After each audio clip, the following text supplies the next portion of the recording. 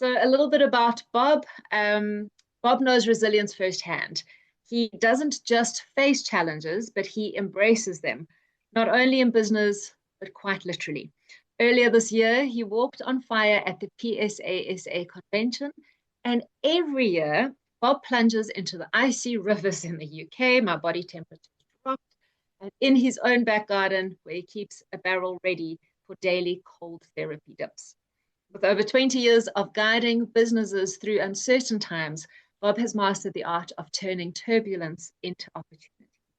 And tonight he's here to share exactly how we can do the same. In his presentation, Sailing in Stormy Waters, 10 Tips to Survive and Thrive in a Tough Economy, please join me in giving a very warm virtual welcome to the founder of bobonbusiness.co.uk, the one and only Bob Bradley. Over to you, Bob. Hello all. Can you hear me, first of all?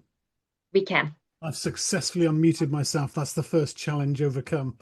So, yeah, it's a bit strange, for me to be here. You see, I've been involved in the speaker community for over 20 years. I met people like Graham Codrington and Steph Duplessis and so on 20 years ago when they were doing their touring the world and visiting the UK. But I've never been a speaker until a couple of years ago. You see, I was a business person. That's why the suit. I was the business person booking speakers. So although I was involved with the community, I was sitting your side the camera. A couple of years ago, I sold my business and began to speak. And that's how I end up standing in front of you today. And what I'm going to do, of course, is use what I know about. I'm going to use my business knowledge, and I'm going to suggest to you 3 questions to ask yourself when you're building a speaker business. So hopefully that will pick up on some of the things you raised from your breakout groups, the me and the why and the purpose. I'm going to suggest to you 3 approaches to business that I think might help you build your speaker business and indeed work out how to get best return on your marketing spend to pick up on another of the breakout rooms. And finally, I'm going to share 3 things that I think you need to do as you build your speaker business. And those of you that are good at numbers might have noticed that that's 9. So at the end, I've got one special final tip to share with you. But first, a bit of context for you. Although I see myself as a speaker now, I'm more of a workshop speaker than a stage speaker, more of a toolkit speaker. So let's begin with that thought. I want you to imagine you're an apprentice and you've got these 3 things in front of you. You've got a nail, a nut, and a screw to deal with. You see, what I'm here to do is to give you some tools. I'm here to offer you a hammer so that you can deal with the nails you find as you run your business, a screwdriver to deal with the screws, and possibly most importantly, a spanner to deal with all the nuts that you'll come across. I'm going to share a whole load of thoughts, tips, and tools on building your speaker business. But they're there to add to your toolkit for you to choose the right tool at the right time. I'm not here to tell you how to run your business because each of us is different and each of us has to run the business that's right for us in the market that we choose, serving our customers. I also have to be honest and say most of the tips are not mine. They're simply things I've picked up over the years. There's a few I've invented, but most of them are things I've picked up. But I've seen them as ideas worth spreading, to quote the legendary TED organization. Because you see, my attitude is, why reinvent the wheel? If someone's got a good idea, let's share it. Let's steal it with pride, but also with integrity. So whenever I mention something that I know somebody else is the originator of, I'm going to share the source with you so you can go and buy their book. And so I create a thing I love, a win-win-win. A win for them, you buy their book. A win for you, you get to read their book. And a win for me in that I've helped you achieve that. Another way of looking at what I'm going to do is I'm a curator, a collector of information. I'm going to fill your bookshelf. I'm sure that some of you will know some of the books I'm going to share. Maybe many of you are going to know many of the books I'm going to share. especially if you've been around for a while like me. But I do hope that all of you will find at least one book that you haven't come across before. But let's begin at the very beginning. It's a very good place to start. I think that one was Julie Andrews, famous English actress from the 1960s, my youth. Anyway, the beginning. Let's start with why. So you want to be a professional speaker. Why? It's a key question, you know, because it influences everything you do and how you do it. And I imagine most of you have come across this great book by a guy called Simon Sinek, talking about the importance of how great leaders inspire people to take action by starting with why. There's a great story in that book about two bricklayers building a cathedral. I won't bore those of you that read the book by repeating it, and I'll challenge those of you that haven't read the book to get the book and read the story, because it's a really good story, a good metaphor for the importance of starting with why. So question one, why do you want to be a professional speaker? I can't answer that, but you can, I hope. Moving on from there, though, in my arrogance, as most business people have got some degree of arrogance, I would challenge Simon Sinek slightly, because I would argue that why is not enough. The world needs it, is a great foundation, but it's not enough. You also need to be able to do it and do it well. You need to be good at it. But even that's not enough. You also have to be doing something that the world needs. It's no good doing something you can do well if the world doesn't need it. So that's a second dimension to look at. And there's two more. It's no good that the world needs it. It's no good that you're good at it if nobody's prepared to pay for it. So you also need to find something that people are prepared to pay for, but there's funding available. I'll suggest some tips on that in a short while. And finally, in today's developed world, you probably want to enjoy doing it as well. Most of us have the good fortune of not having to work day in, day out at something we hate. We are able to choose our career directions a bit. Now, this whole model isn't a book. This model is a Japanese concept called Ikigai, Ikigai. So if you want to know more about this one, you can get it for free. Just Google it and you find a whole load more looking at this theme of making sure that you're in the right place to be effective in the world. So I've talked about all the pull factors, the why. But let me move on to the next thought. Let me ask you a question. Are you determined to be the very best in the world at what you do? That's a fantastic ambition. But let's just pause for a second. What if it isn't really right for you? It may be, and I don't want to discourage such ambition. But I'd suggest we've only looked at half the story. We also need to look at what is it we need to give in order to achieve everything we want to achieve. Being determined to be the best in the world is a very laudable aim, and I have the greatest admiration for people who do have that determination. But don't delude yourself about the level of commitment it takes to be the very best in the world.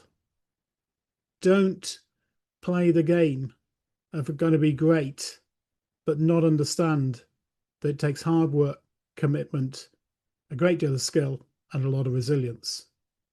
You see, I'm influenced in this thinking by a guy called Alistair Campbell. And here's a book most of you probably won't have come across. Alistair Campbell wrote a book called Winners and How They Succeed. In the book, he tells the story of how he interviewed some successful people And when I say successful people, I mean really successful people. People at the top of their game in business, in politics, and in sports. And the book tells their stories. And spoiler alert, to cut a long story short, he concludes that winners, world-class, successful people, are not normal, balanced people. You see, they were prepared to give everything else up in order to be world-class in what they chose to be successful in. They accept that if they want to be at the very top, they couldn't have what most of us would regard as a normal lifestyle. Now, I'm not saying there's anything wrong with that. There's nothing wrong with that. All I'm highlighting to you is to recognize it's a choice. And you need to make that choice, or you won't make it to be number one in the world. You see, think about it. A top politician can't just walk down the street. A top sportsman can't just have a normal social life. They need to spend most of their time training, getting fit, preparing for the event. There's not much time in their lives for relaxation, for family and friends. So if you really want to be at the top of the game, you may have to give up a lot. Another book is a nice model that brings it a bit more down to earth to the likes of you and me, that maybe aren't aiming to be number one in the world, but still want to be pretty good. This book is by a guy called James Clear. It's more well known. Maybe some of you have read it. He's got a book called Atomic Habits. And in the book, he talks about a cooker top with 4 burners. And he suggests that the supply to the cooker top, the gas supply, is limited. A bit like I think South African electricity used to be. And he suggests that you don't have enough gas supply to have all 4 burners running on full. And he suggests maybe you need to make a conscious decision about which ones are on full and which you've set to medium, and how you balance the use of that limited gas supply, which of course is a metaphor for your own time, effort, emotional investment into making something happen. So I commend to you James Clear's 4 burner theory. Have a read of that as well. So there's the 3 first tips. 3 questions to ask yourself, hopefully giving you a little bit more clarity on what you're really about. Why do you want to be a professional speaker? Is it something the world needs, so it's fundable and that you enjoy? And what are you prepared to sacrifice or invest to get there? Now, let's move on to the next stage, how to approach it. 3 business principles I recommend to you. So I want you to imagine you are a successful speaker, you're off on your speaker career, and you've been invited to visit the UK. And you're driving through a wonderful countryside, you're driving down the motorway, and you see this lovely scene as you pass down the motorway. Nice fields with some nice traditional cows in them. A question. Will you remember those cows at the end of the journey? Probably not. You may not even notice them as you go past them. They just become part of the scenery. And some of you may know where I'm going next, because there's a very famous marketing guru called Seth Godin. He's really good. Strongly recommend you read his books, and one book in particular, because he suggested there was a circumstance in which you might remember the cows. And that's if you saw a purple cow. You'd notice it, you'd talk about it, you'd remember it. He uses the word remarkable. You'd remark upon it. And that's the name of his book. Purple Cow, transform your business by being remarkable. And as with the others, I recommend it to you. So his basic message, translating it into straightforward language, is that to succeed, you have to stand out from the crowd. So let's translate that to our speaker world. Some of you will know, as I do, a gentleman called Roger Harrop, a Brit who's a great speaker on running businesses. He's in a similar space to myself, actually. And indeed, I see Roger as a bit of a role model. He's about 20 years ahead of me. Roger very cleverly branded himself the helicopter man. He wrote a book about business leadership, the role of the CEO, and he called it Staying in the Helicopter. And as you can see in the top corner of the screen, he uses the helicopter brand. He mentions helicopters in his talk and uses it as a metaphor. Now, why is that important? Why does it matter? Well, as I said at the beginning, I'm somebody used to book speakers, and many years ago, I'd book Roger to speak to my business leader groups. I probably booked him about 10, 15 times altogether. And a few months after he'd spoken, I might be chatting to the members, and they would often refer back to something he'd mentioned. And I would say, which session was that? Which speaker are you talking about? And their answer would be, the helicopter man. You see, they didn't remember his name, but they did remember his brand. So branding's all important. Coming back to your world, what about this one? Here's one from your country. Any idea what the theme is of Joey's main keynote? I'm assuming some of you have come across Joey. Very easy to guess the theme, isn't it? From the images, just do a Google search on him. What do you see? You see lots of motorbikes and adventurous motorbikes and power to Dakar. So you get the theme, the branding that is associated with Joey. Probably easy to remember that is to remember his name. Here's another one. Some of you might have heard of this obscure speaker called Graham Codrington. What does Graham speak on? Well, if you Google it and look at the images, don't you get a bit of a message there as well? It's something about the future of work. And a final one, here's a guy from the UK. Probably few of you have heard of, but he's well known here. He's a cheeky looking guy. He calls himself the short, fat guy from Birmingham. Talks about big, hairy, audacious goals and the need to go rhino. If I bump into somebody in the UK and I'm talking about this guy, they will forget his name. They'll talk about him as the rhino man, the big, hairy, audacious goals man. Okay, so there's some examples from the speaker world. Let's move on to another tip on how to be remarkable. Anybody work out where I'm going here? You see, one of the things I've learned is that to be more remarkable, you may need to be more Marmite. To be noticed and remarked upon in your market, you may need to say some controversial things that attract your market, even if it upsets your enemies. You see, upsetting people doesn't matter as long as you attract enough customers for your business. Most of us don't need 100% of the market. We only need 51% of the market. Or do I mean the vote? Which gives you a hint of where I'm going next. Can any one of you think of someone who's brilliant at attracting attention and being remarked upon? And who successfully attracted 51% of the vote last November by upsetting 49% of the people so much they kept repeating his messages? Yeah, of course, I'm talking about Mr. Purple himself. I'm the greatest ever, Purple Cow. I'm so great at being purple. I'm the world's greatest at being purple. You can just imagine it, can't you? Except maybe I should have used orange.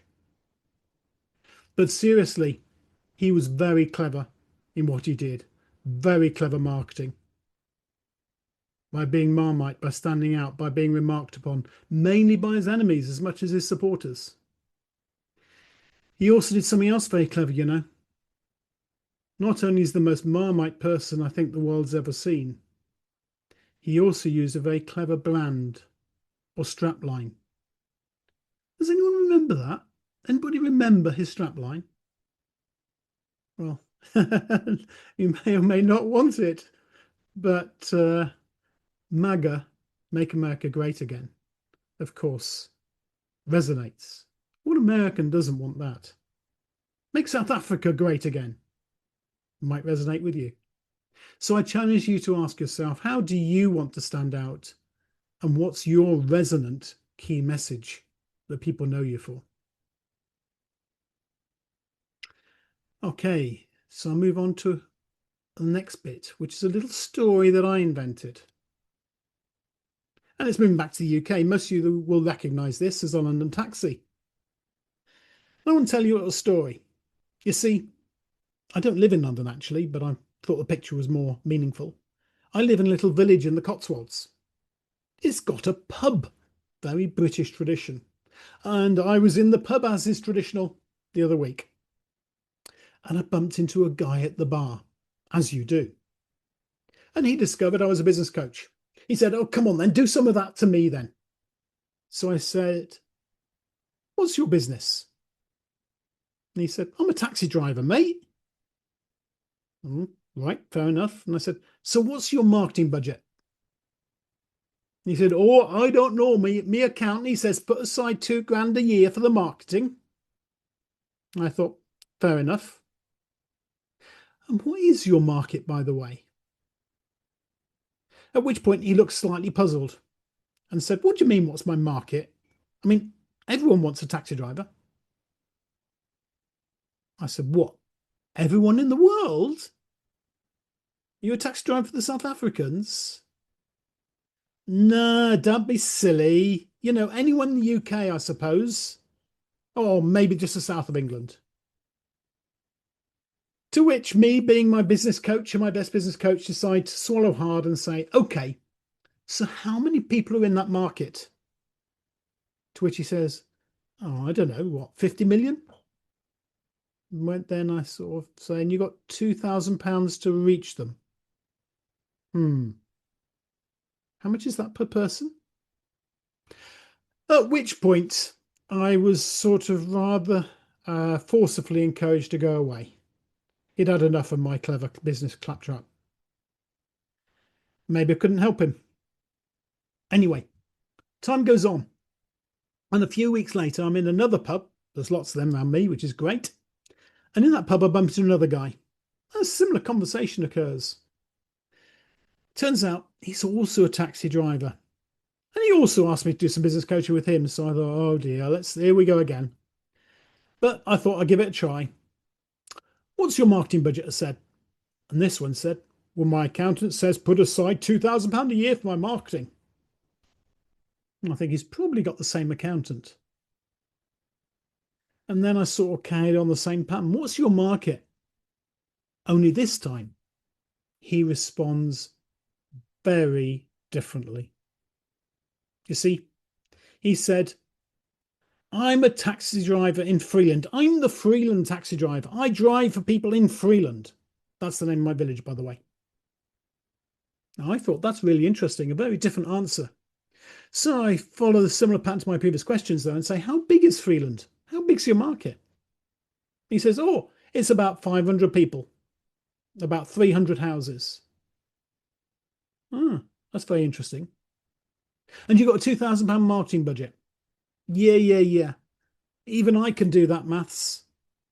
That works out as £4 per person per year to work to reach them with my marketing. And I think, yeah, this guy's a bit more switched on. He is. And then he interrupts me and says, "Yeah, and I've got a young lad that I send out every Saturday morning with some leaflets.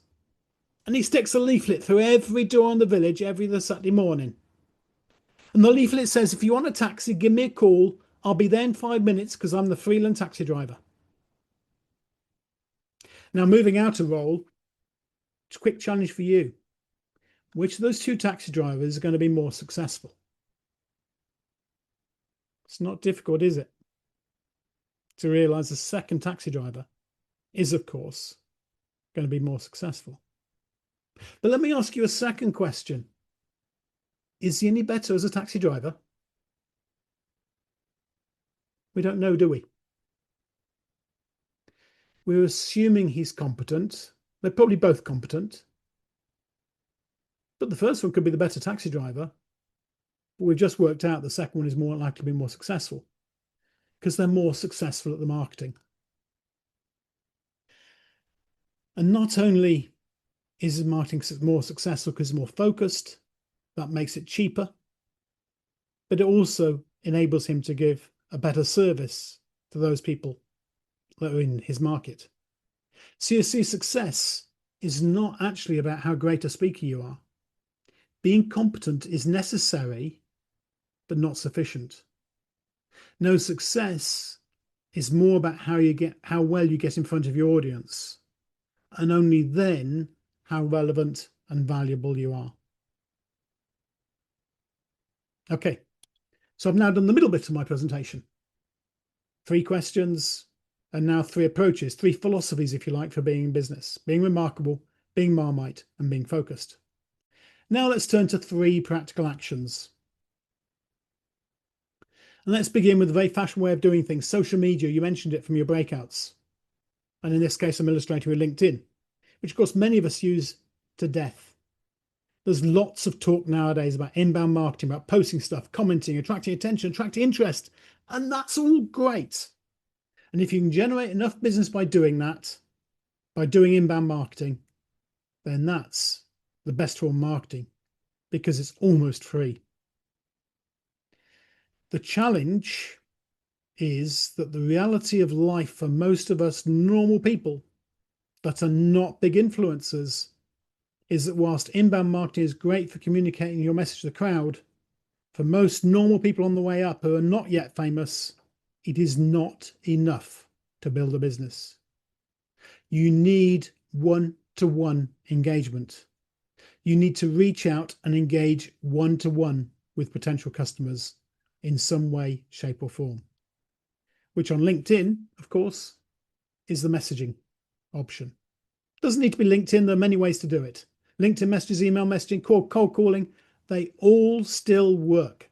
I've got clients who build their businesses with cold calling. It still works. You see, outbound is much more reliable and predictable. Anybody who's done outbound in volume will confirm that when you get to volume, you find predictable ratios emerging. Email marketing, you send this many emails, you get this many responses, you get this many bookings. Cold calling, you make this many calls, you get this many answers, you get through to this many people, and you get this many bookings. Sadly, it's a volume game. That's the way it works. So most successful businesses, most successful speakers have built some form of lead generation machine. They've developed a machine that works. Doesn't matter what the machine is, that depends on you and your business and your preferences. But they've developed a machine that works, whether it's cold calls, targeted emails, showcase talk, LinkedIn messages, or whatever. Building that machine, though, is of course not easy. I would say it's the biggest single challenge for a small business like a speaker business. And despite everything the salesperson says, who's selling you that machine, it will not normally work first time. It will not normally work straight away. You need to do it, test it, measure it, learn, improve, stick at it, and make it work for a sustained period. Which leads me to the next tip. Please resist the temptation to keep trying something new. I know the salespeople are in your ears saying, I've got a better solution. But if you keep chasing glittery balls that the next salesperson was selling you, thinking it's going to solve all your lead generation problems, you're going to fall over because there aren't many magic answers that work straight away. I want to say there aren't any, but there's certainly not many. And another tip that relates to that: don't spend too long thinking about it, designing and developing the perfect sales machine, the perfect solution. You'll learn more from actually doing it. Learning comes from doing. Think ready, aim, fire. No. Ready, fire, aim. You see, in an archery competition, they take a sighting shot beforehand to get their eye in. So just as they do, in your business, think ready, fire, aim. Ready, be clear on your target. Be clear on what you're trying to achieve. Fire, do something that you believe might hit the target. and then measure what happens, adjust and do more of what works best. Great book to read on this theme is called The Lean Startup: How Constant Innovation Creates Radically Successful Businesses. I see the clapping. Obviously a book you've read and are keen on. So yeah, another one. So there we are. The 3 questions you need to ask yourself, 3 philosophies that work in driving business success, and 3 things you need to do. Build an outbound sales machine. Stick to it, do it, learn, repeat. Don't keep trying new stuff. And ready, fire, aim. Get going and learn. And to finish, another speaker specific angle. Speak, don't sit. What do I mean by that? Well, quite simply, don't be precious. There are many people in our community that say, oh, you should never speak for free. My take on that is subtly different. You see, I interpret that as you should make sure you get value from your talk. My view is that you're better speaking in front of an audience than sitting at a desk wondering how you're going to get a customer. At the very least, it's practice. That's one of the key reasons I'm here now doing this moment. It's practice. But on top of that, it gets you visibility. That's also what I'm doing here. I'm not speaking for free.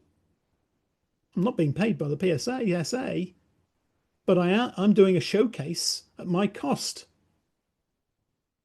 It's at my cost, but it's a showcase. I'm learning.